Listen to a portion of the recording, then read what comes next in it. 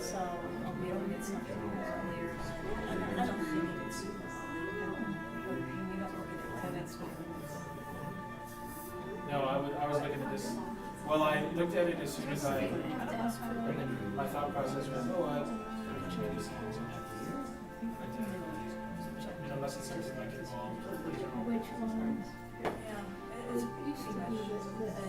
ESF, you would have to rise up pre-printing. Sometimes, like Todd will say, But then, if it's, they get to decide if they're going try to give you a heads up.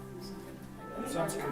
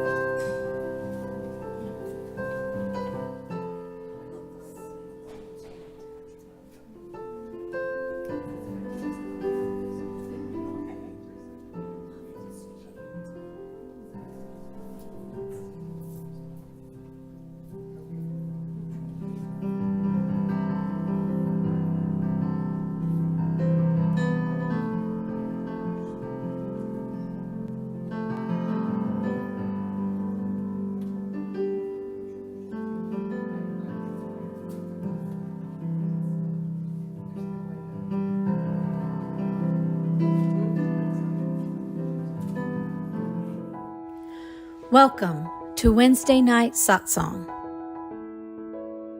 This Sunday at 11 a.m., Rev Michael will continue with the series Living Unity with the topic, Who Do You Think You Are? The second of our 5 principles follows logically and naturally from the first. If God is all there is, how can we be anything but the expression of God's wholeness and perfection? And yet, in this human experience, we experience limitations, disappointments, loss, and death. How do we reconcile these two realities? Our teachings show us the way. Infinite Spirit pours itself into and out of form for all eternity. And when we know the truth of our oneness with God, we rise with each change in our lives into greater realization of our spiritual essence. And at 9:45 on Sunday, the Spanish language service will feature a talk of the same title, Who Do You Think You Are, in Spanish, as we all join in community to explore the principles of unity. Please join Reverend Claudia Olmos in the Pyramid. Join us Mondays at noon in the chapel for our Sangha meditation. Beginners and experienced meditators are invited to sit with us for our weekly Insight Meditation Sangha. A period of meditation, a Dharma talk, and group discussions will be included in each session. Join Reverend Jeanmarie Eck, Certified Spiritual Director, for meditation and application of core Buddhist teachings that allow us to deepen our practice and find greater peace. Let us connect in consciousness and share this sacred time in meditation together as we grow in our understanding of these transformative teachings. Next week, at our Wednesday night satsang, join Reverend Shirley Knight with the topic, The Wise Heart, Holding the World in Kindness, a Psychology of Compassion. Everything is interconnected in life, and through spiritual practices, we expand our awareness of this way of being. As we open the boundaries of consciousness, we naturally and intuitively embody compassion. Compassion is strong, active, and courageous, and involves maintaining clear boundaries. Compassion is the antidote to feeling numb or unworthy.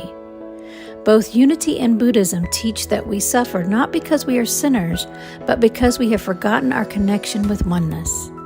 Join us as we meditate on and explore Chapter 2 of Jack Kornfield's illuminating book, The Wise Heart, a guide to the universal teachings of Buddhist psychology. Namaste. Namaste.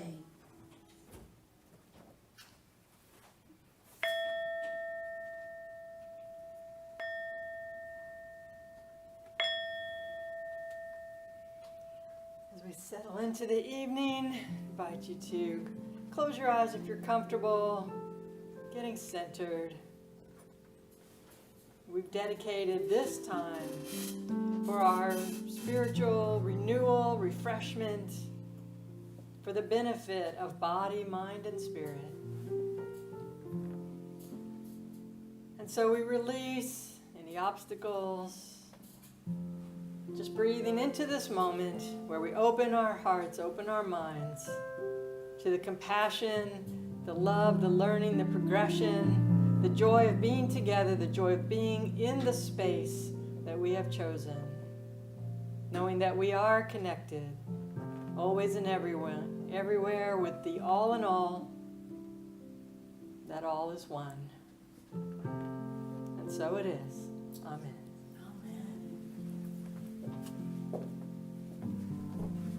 Thank you, Reverend Shirley. We're so blessed to have Andy Grawl back with us on Wednesday nights on piano.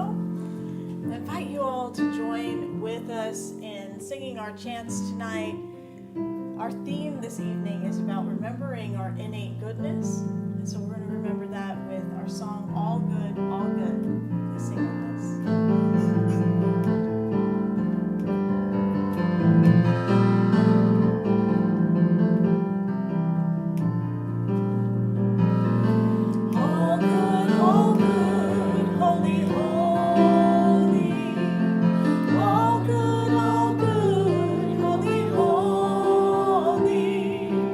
All in my mind, in my heart, in my soul.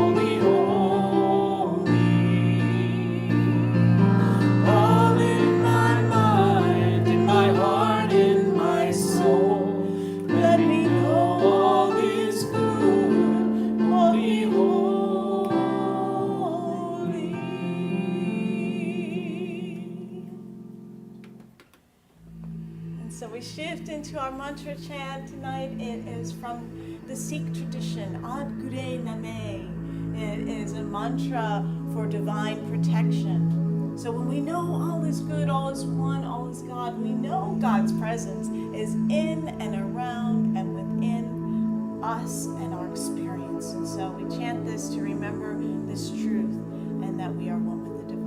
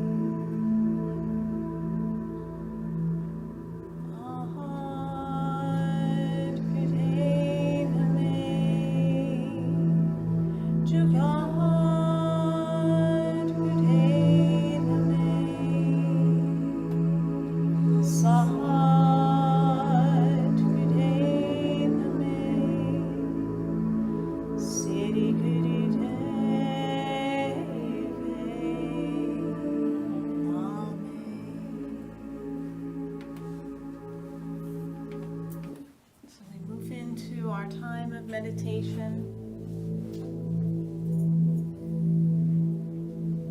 finding a comfortable seated posture for yourself where your feet are uncrossed and you feel your energy grounded through the soles of your feet into the earth.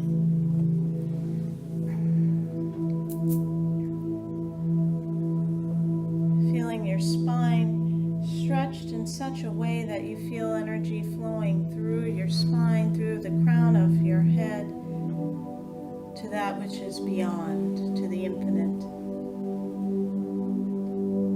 So there's a groundedness and an openness. As you bring your attention to the breath, breathing in, letting go.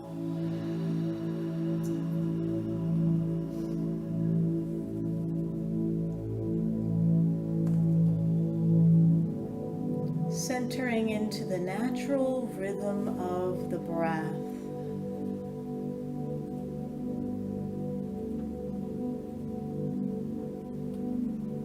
Knowing that as your breath is moving, energy, your attention and intention is in alignment with that rhythmic movement.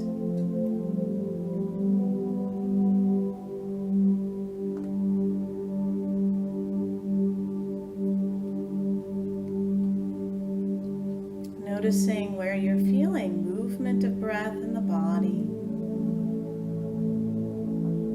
sensations of air at the edges of the nose.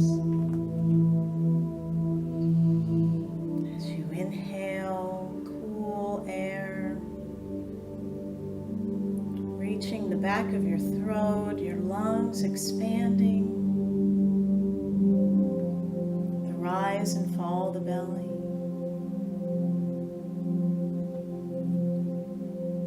Warm air as it leaves the body.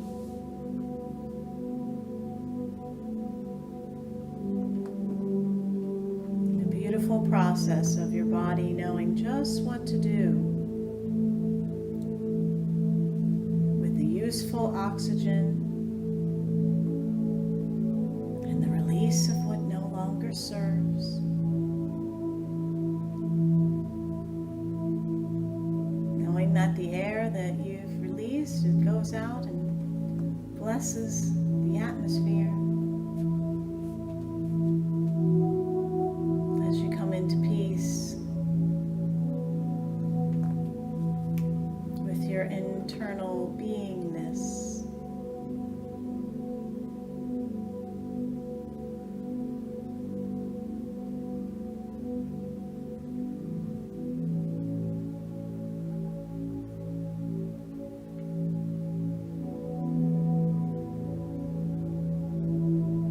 Noticing if there's any residual energies from the day or thoughts that have been bothering you.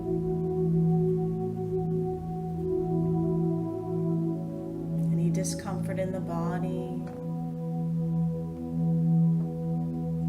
Simply noting it from a witness perspective.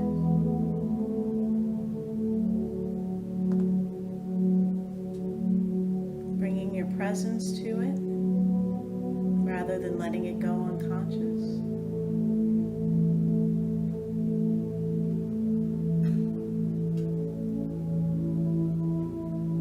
And knowing that if there is any disturbance, whether in the body or the mind, the emotions, that may be your temporary experience and it is not your true nature.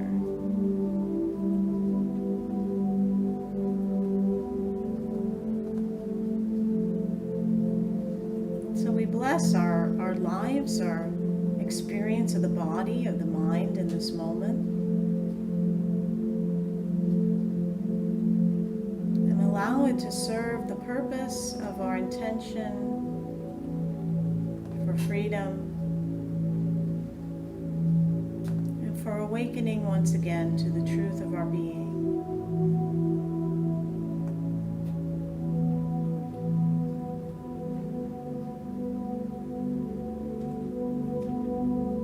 You are innately whole.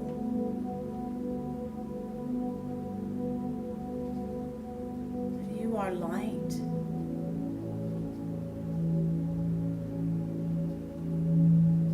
You are peace.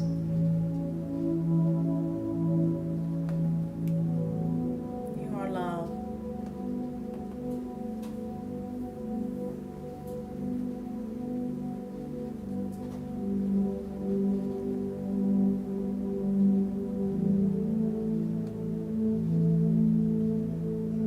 So as we sit together, sit in an awareness of your own nobility.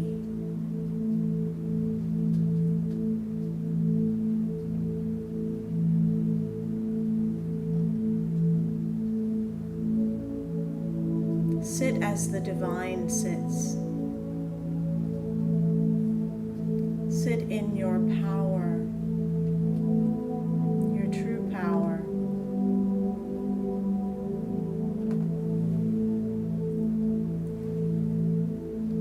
In the light of your presence.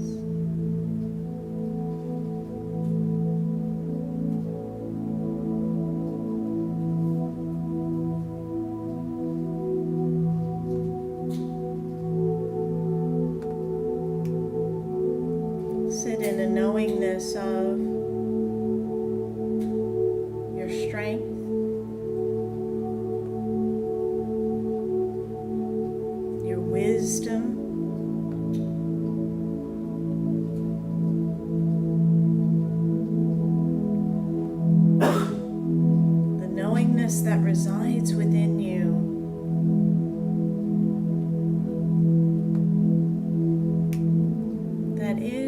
your divine birthright.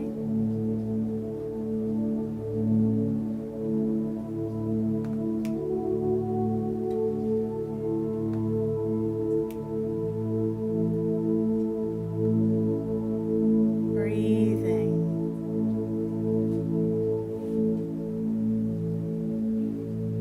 Letting go.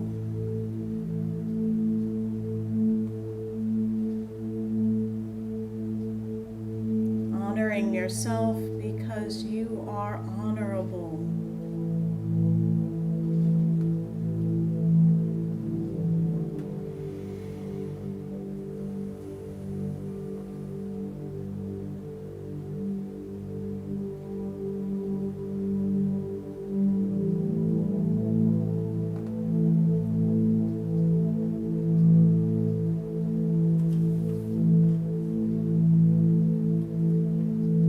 Being open to the truth that is setting you free now.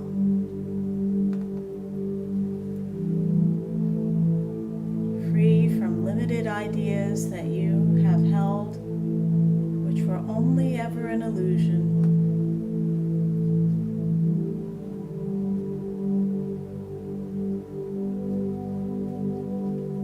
Letting those go.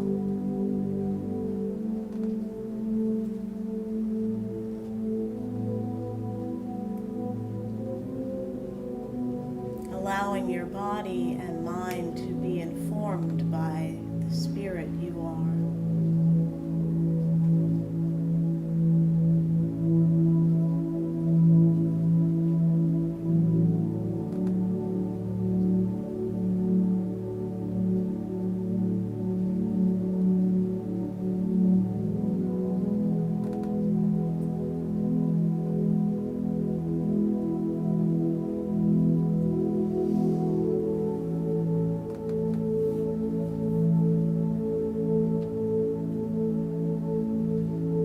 There is holy ground beneath you because you are holy.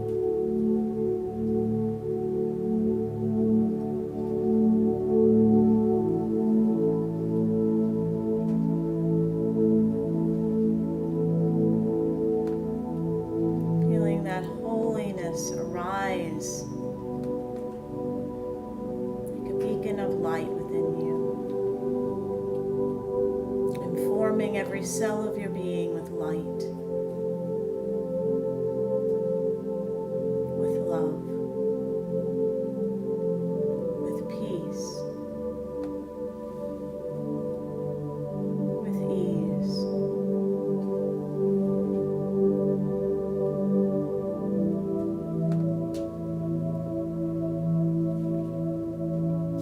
Renewed and refreshed, restored in the peace of God.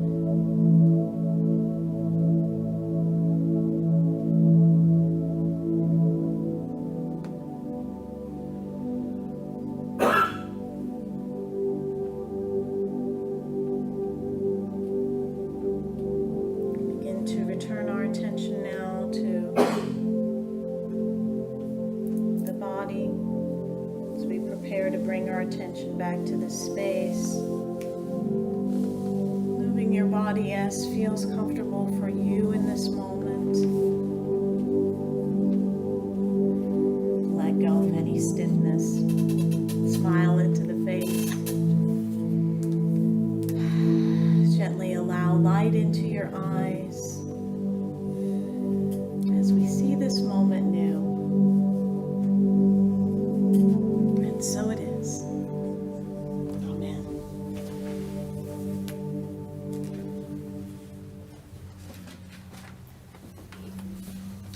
As we bless our lives, we become more and more of a blessing to others and to this world. And so as we are fulfilled, we are fulfilling as well. So now is our time to engage in a sacred exchange where we give from our awareness of our nobility and our freedom.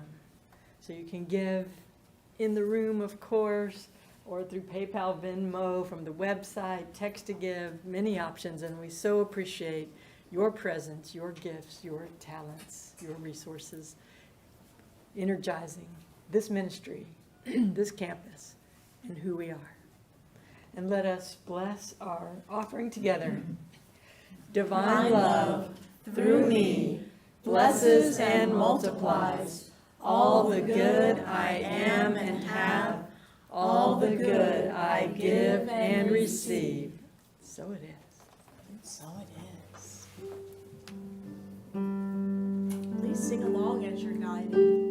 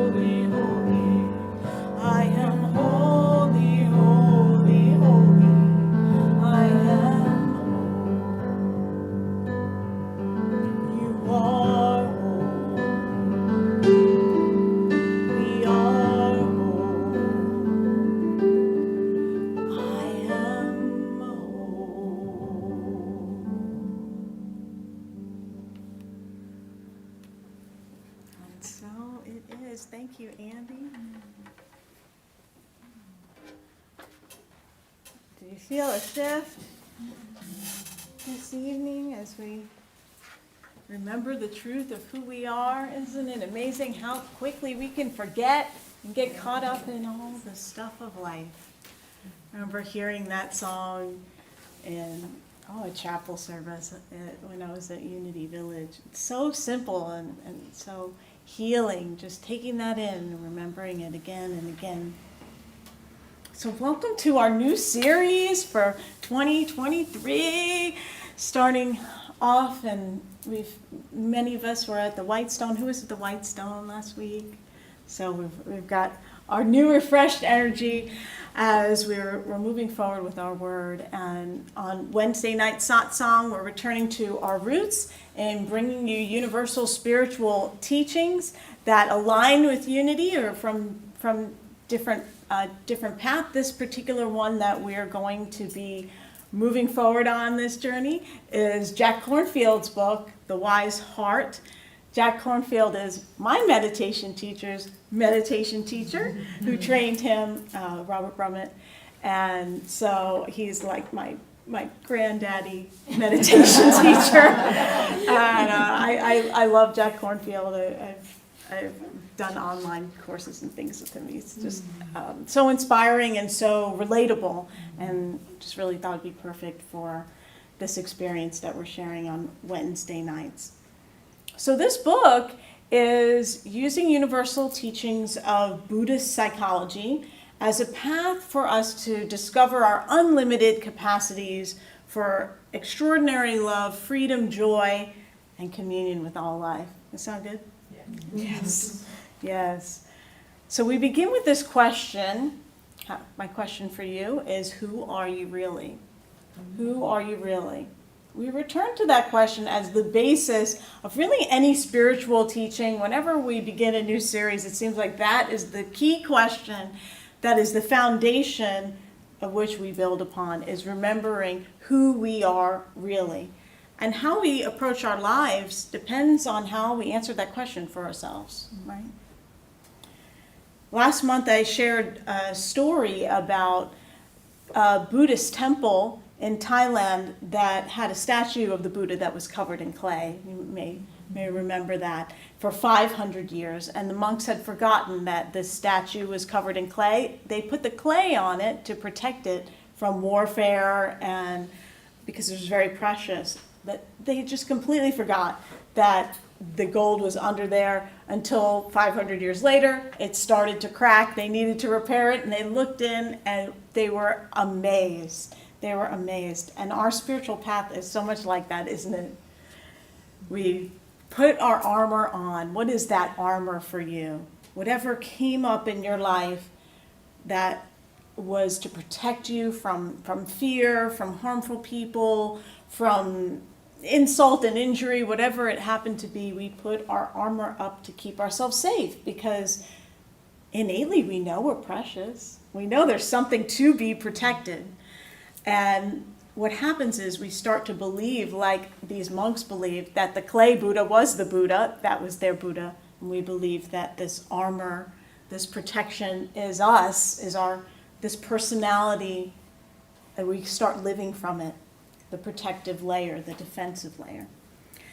Noted Jungian analyst Robert Johnson says we're more likely to take our shadow traits, as what Jung would call them, to be who we are. Our worst fears, our worst thoughts about ourselves. That this is just common in the human experience, to think that that's it, that's who I am in this lifetime. And Johnson says that people naturally resist our noble traits, that it is more disturbing to find out that you have a profound nobility of character than to find out that you're a bum. Isn't that amazing? We much more easily believe that we are worthless rather than fully worthy. So that's why we come back in unity again and again to remind ourselves, because the world will give us evidence to the contrary if we listen to those kind of voices that are out there. The very first principle of Buddhist psychology is to see the inner nobility and beauty of all human beings. In unity, this is a lot like our second principle that Reverend Michael is going to be speaking on this Sunday. The first principle being that did anybody remember the first principle from Sunday? Remember? Guys, there's only God, right? Just God.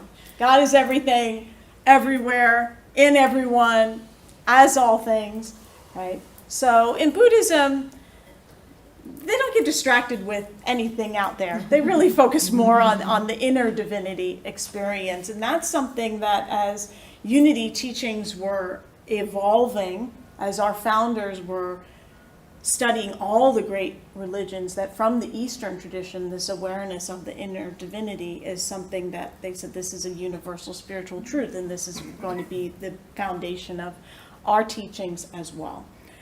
So I invite you to affirm with me, I see the inner nobility and beauty of all human beings. Together.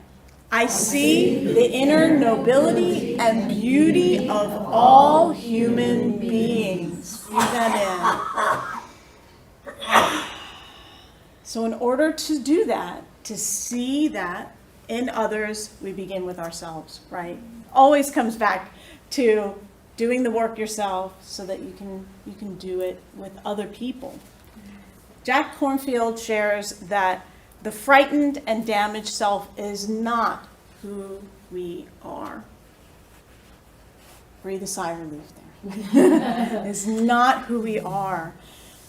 It may not have been easy for you to know your own goodness in your family of origin. That's usually where we begin to develop the armor, the shield, the clay, whatever it is for you. He shared, this is the first time that I knew about his family of origin experience, and I related to it myself, coming from a dysfunctional family situation. For Jack, he had an abusive and raging father and a mother who was bruised and frightened.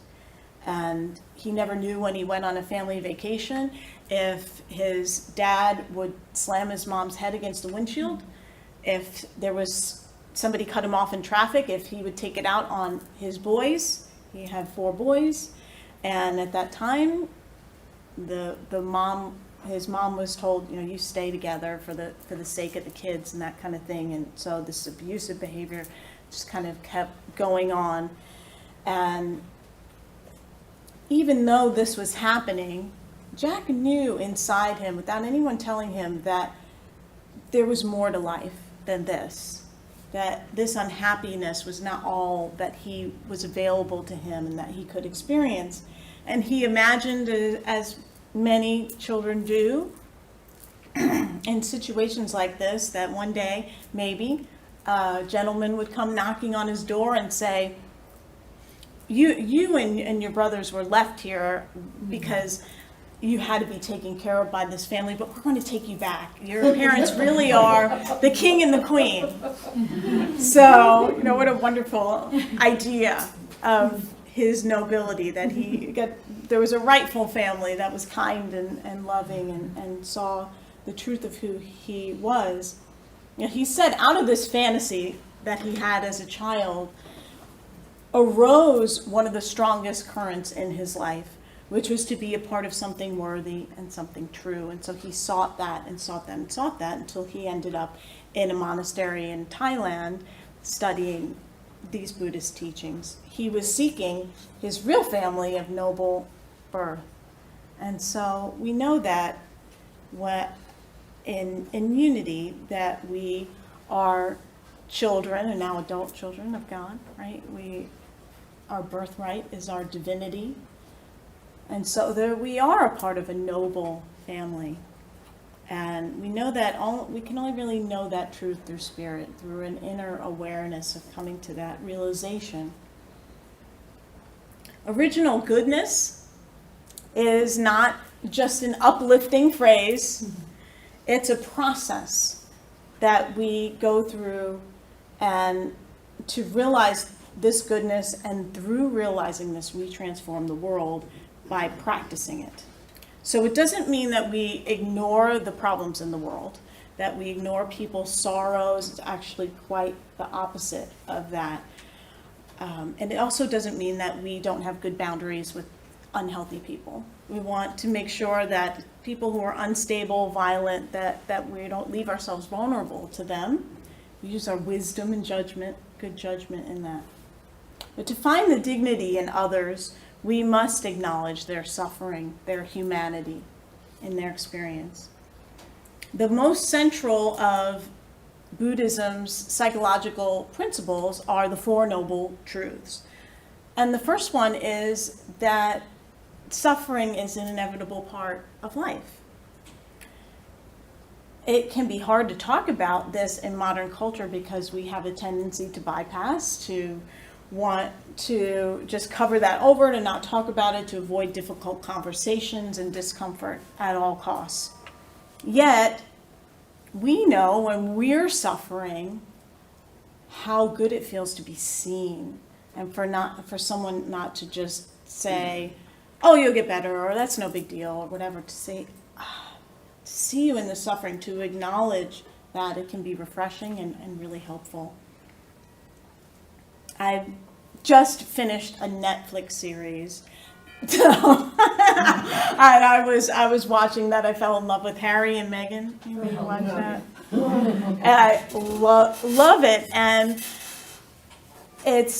what was really interesting about it is you see these people that all, you would just think, okay, they've just got it all. They're rich, they've got power, they've got money, they've got influence, they've got everything. And yet you see the suffering, and particularly for Meghan, the way that she was attacked by the press and the racism that she experienced. That I don't want to spoil the series for you, but you can see that it had a really challenging impact on her life, which is why they left the royal family. That's not a spoiler. You know this, right? That they moved to the States, and anyway, there's more to that. But the series was great, and just really getting an honest human look at their life and what they faced, in which you would think, oh, what a perfect life, anybody would want that, but for them there were a lot of challenges. So is first really acknowledging there is suffering in human life for everybody. No one's exempt from the suffering. And the second noble truth is that there is an origin to the suffering. It's called dukkha. That's the word that is used in Buddhism. And dukkha is basically whatever we're experiencing that is dissatisfying to us. That's a real basic understanding of it. Jack Kornfield says it's the forces of greed, hatred, and delusion in the human psyche. Really, all that comes down to is what we're having a problem with. Anything we're having a problem with is causing us suffering, right? While we need to tend to our suffering, we don't want it to overshadow our fundamental nobility. That's an experience. It's temporary, and it's not the truth of who we are. The word nobility doesn't refer to kings and queens. I just assumed that was the definition of that word. It actually comes from the Greek word know, G-N-O, like the word gnosis, know. And the meaning is wisdom or inner illumination. In English, we define this word as human excellence, that which is illustrious, admirable, lofty, and distinguished in values, conduct, and bearing. So it's not about your social status, about the truth of you being fully realized, that full realization of self, which is what we are on a spiritual path to realize. So how do we connect this quality of nobility to realize it in those around us? Well, really, no one can tell us. We know no one can tell us how to love, and so no one also can tell us how to know and experience the divinity of each person. It takes practice and an intention to do so. And Jack Kornfield gives us a few suggestions. The first one that he gives is to imagine that person as a small young child in their innocence and their vulnerability. It's very easy to see this in a sleeping child. My daughter, she's almost 7, and just when I see her sleep, and she's just perfect angel. And so you just picture that person, whoever it is, or everybody. just as this perfect angel, peaceful and sleeping and beautiful. So that's a way to see the nobility. And others, another way is to move forward in time in their life and to imagine them at the end of their life, on their deathbed, vulnerable, open, nothing to hide. If you've seen people in the last stages of life, then you know really they're just present. The defenses have been lowered. You can also see them as a fellow traveler on the journey, that beneath their aggressions, their fears, they are just like you, just like you. They have a tremendous potential for compassion and understanding, and whose goodness is present. Sometimes what's helpful for me in seeing the goodness or the nobility in someone is to think of them when I first met them.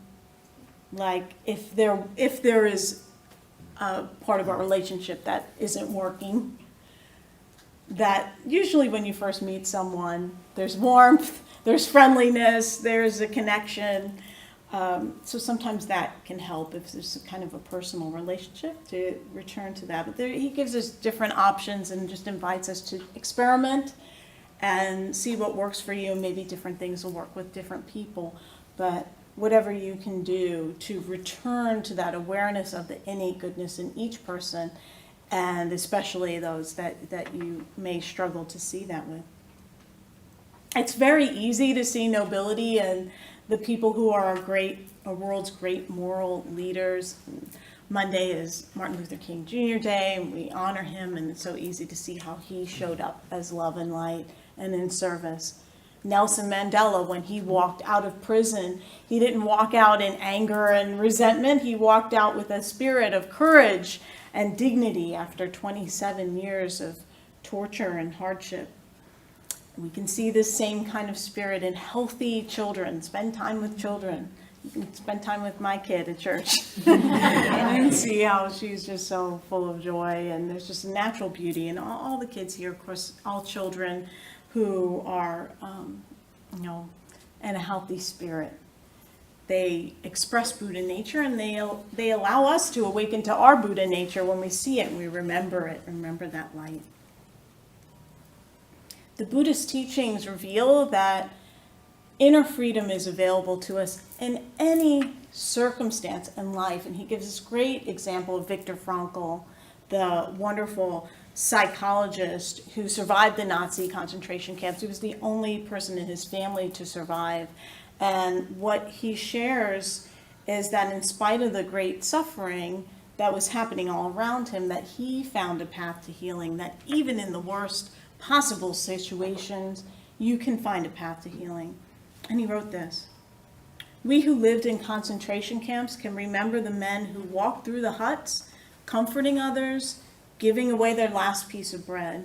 They may have been few in number, but they offer sufficient proof that everything can be taken from a man but one thing, the last of the human freedoms, to choose one's attitude in any given set of circumstances, to choose one's own way."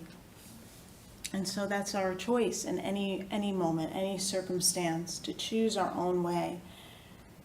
And when we're going through the worst crisis of our lives, the pain can seem absolutely endless. But the Buddha assures us that even in that, freedom is possible. And the Buddha's teachings say, if it were not possible, Buddha said this, if it were not possible to free the heart from entanglement in unhealthy states, I would not teach you to do so. But just because it is possible to free the heart from entanglement in unhealthy states, do I offer these teachings? So they're really for us who are in the process of healing and moving into greater awareness of wholeness. And seeing the nobility in others is a path of healing for all people. Thomas Merton, the famous Trappist monk, he practiced seeing nobility in others. He said, then it was as if suddenly I saw the secret beauty of their hearts, the depths of their hearts, where neither sin nor desire nor self-knowledge can reach, the core of their reality, the person that each one is in the eyes of the divine. If only they could all see themselves as they really are. If only we could see each other that way all the time. There would be no more war, no more hatred, no more cruelty, no more greed. I suppose the big problem would be that we would all fall down and worship each other. Could you imagine? It would be beautiful. This is a shift from human perception to sacred perception. Sacred perception. It allows our hearts to resonate with each other. The teachings of heart math tell us about that our heart has resonant vibrational energy. If there is it's like if there's a violin in a room and somebody starts playing violin, that the strings of the unplayed violin actually vibrate with the violin that's being played. Our hearts are like that. If somebody walks into the chapel and they're coming in and they're all angry and disturbed, we're all going to feel that. There's some different shift in the energy. We can feel that. People who walk in peace, we feel that. And that can bring us peace. We are connected with each other vibrationally.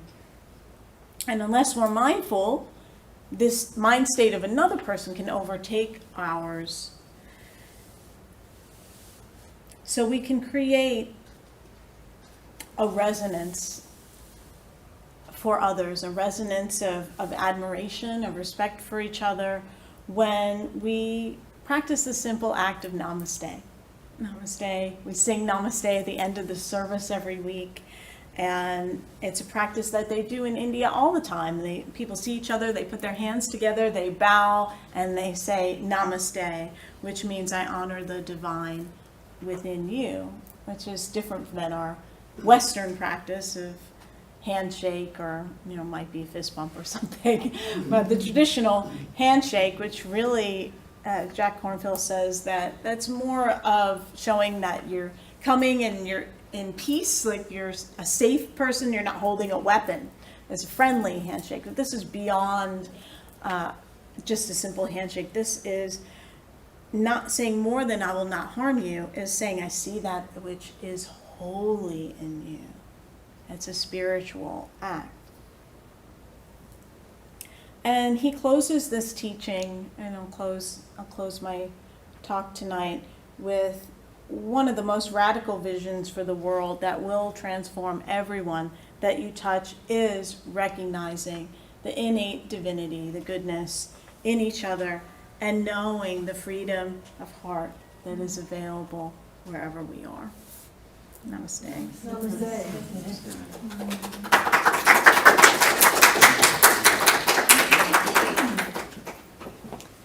Thank you. Yeah, I'm glad you chose this book. It's Jack Kornfield, I've looked up to him for so long, and he's an accomplished writer and what a great teacher. And I just automatically assumed that somebody like him has it all together and he had this wonderful life, and that's not so.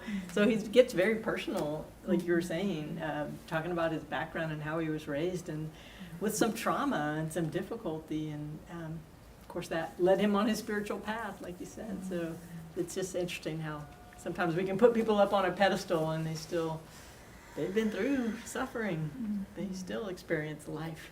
Yeah, that's what makes him a great teacher, growing through that, right? Yeah. Yes, and I think the other side of that too is that, as the example with Harry and Meghan, we can also assume that we can maybe get to a place. Well, I don't think we assume we're going to be literal royalty one day, but we can assume that when we see this, it looks perfect on the outside. We can never know what kind of suffering is still happening within that. And I know I've experienced that in my own life when I've gotten something that I thought, I've worked really hard for this, and this is gonna be my fulfillment, and then find that that's a little empty, and it's hard to even explain why that is, and they're suffering, and people might say, well, you should just be happy now, but there's still some longing within me that it didn't quite meet. So there's a universality, I think, to that when we strive or grasp or something for something, that the emptiness we feel when we get it, is kind of unexplainable sometimes. Yeah. You get the thing, but it wasn't the thing. It wasn't the thing you really wanted. It wasn't the thing. Always be another thing. Right, exactly. It's like, oh, I got that thing, now there'll be the next Yes, thing, and what's the yes, next thing? exactly.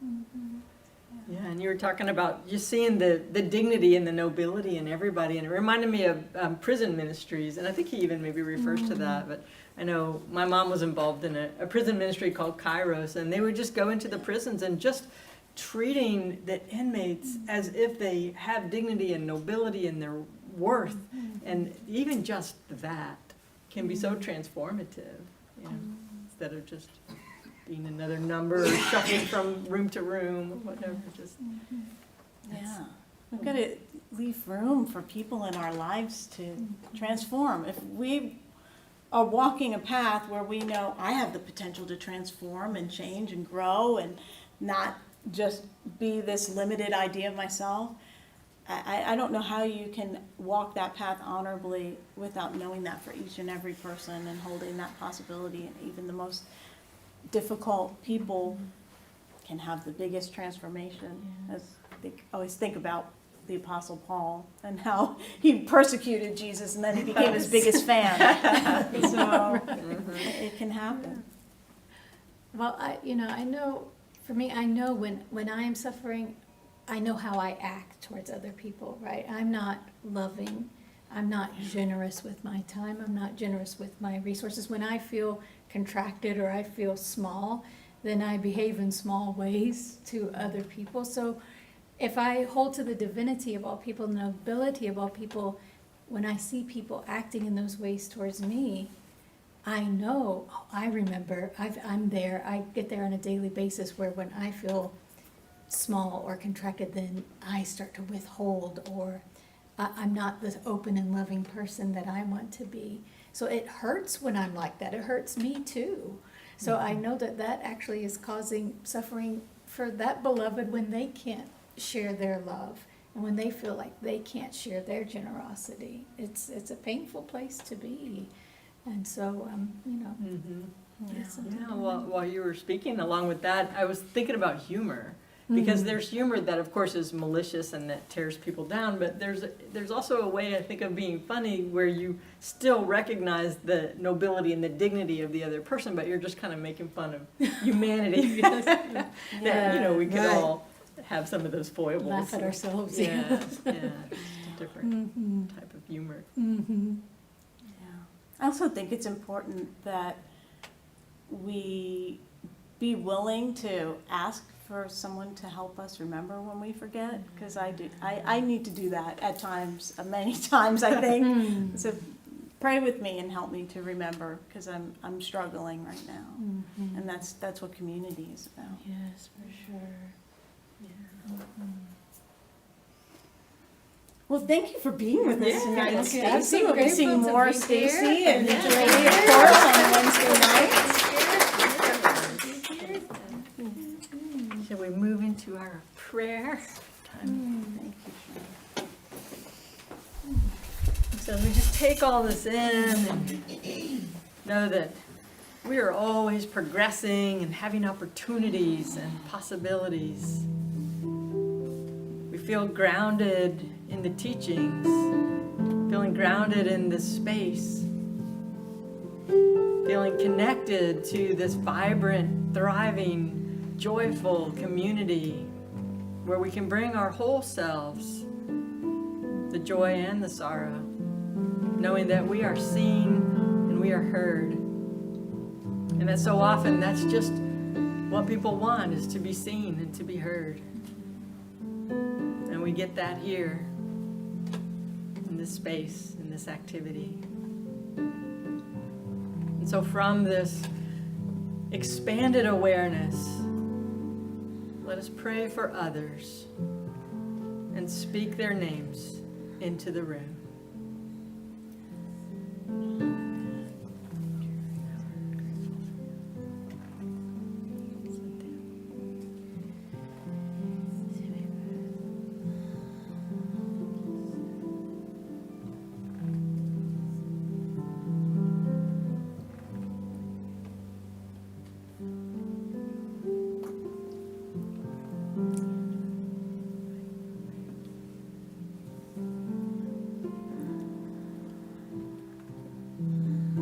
support each other in these prayers, in these names, and in the unnamed as well. Knowing that we are all nurtured, nourished, supported in love and light. And sometimes we feel separate or divided, but we can always reach out,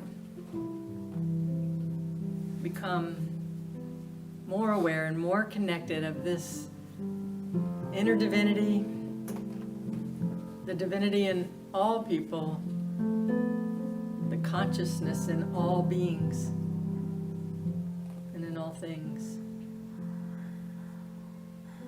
And so we are grateful for our spiritual walk, for our spiritual path, grateful for all of our resources, the places where we live, the vehicles that get us from place to place, jobs, family, friends,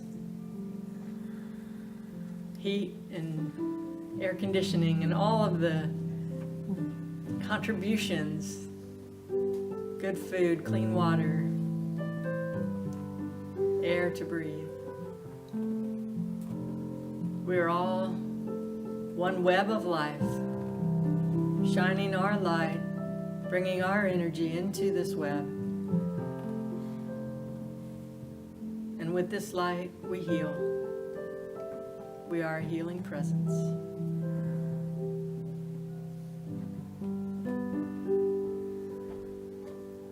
We are love, and we are light. And so it is. Amen.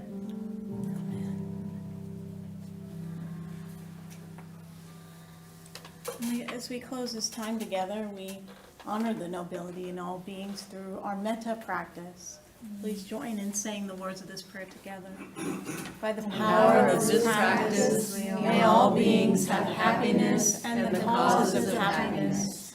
May all beings be free from suffering and the causes of suffering. May they know the sacred joy that arises in the space beyond suffering.